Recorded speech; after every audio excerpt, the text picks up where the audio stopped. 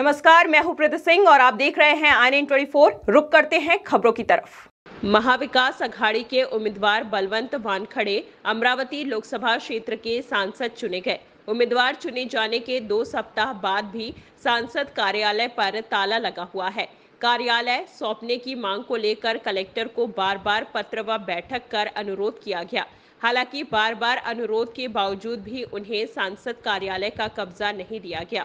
22 जून को सांसद बलवंत वानखड़े, विधायक यशोमती ठाकुर और कांग्रेस पार्टी के कार्यकर्ताओं ने कलेक्टर से मुलाकात की और कार्यालय कब्जे में देने के लिए अनुरोध किया, लेकिन कलेक्टर द्वारा कार्यालय नहीं सौंपने पर यशोमती ठाकुर आक्रामक हो गई और उन्होंने जिला कलेक्टर कार्यालय में नारेबाजी की। उन्होंने सांसद कार्यालय का ताला तोड़ दिया और कार्यालय पर कब्जा कर लिया, जिसके बाद सांसद कार्यालय पर पुलिस अपने दल बल के साथ पहुंची।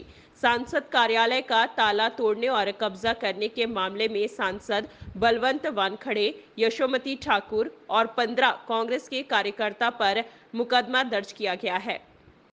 एक खासदाराचं ऑफिस म्हणून आहे की गेल्या अनेक वर्षापासून माननीय अडसूळ साहेब वापरत होते, त्याच्यानंतर त्याच्या अगोदर गवळी साहेब वापरत होते, त्याच्यानंतर अडसूळ साहेब वापरत होते आणि नवनीत राणा सुद्धा त्या ऑफिसचा उपयोग घेत होत्या। तर मी निवडून आल्यानंतर मी संबंधित ऑफिससाठी पत्र दिलं, परंतु आजपर्यंतही कलेक्टरनं त्या रूमचा ताबा दिला नाही। आम्ही वारंवार विनंती करू आलो त्यांच्याशी संपर्क साधत आहोत, परंतु आतापर्यंत ही चाबी दिली नाही।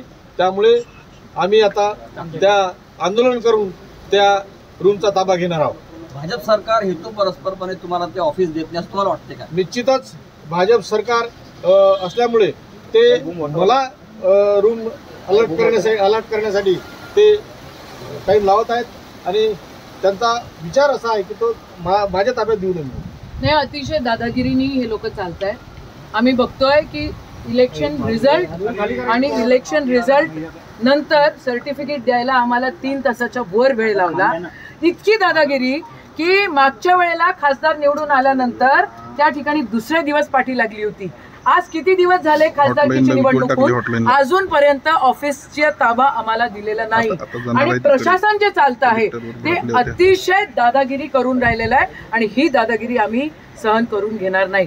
आज DPDCच्या प्लॅनिंगची मीटिंग, आम्ही लोकप्रतिनिधी नाहीये, खासदार साहेब लोकप्रतिनिधी नाहीये।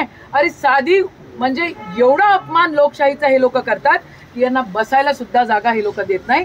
आज आम्ही सांगून आलो तुम्हाला गुन्हे दाखल करायचे तर दाखल करा, पण आम्ही ऑफिसचा ताब्यात घेतल्याशिवाय राहणार नाही।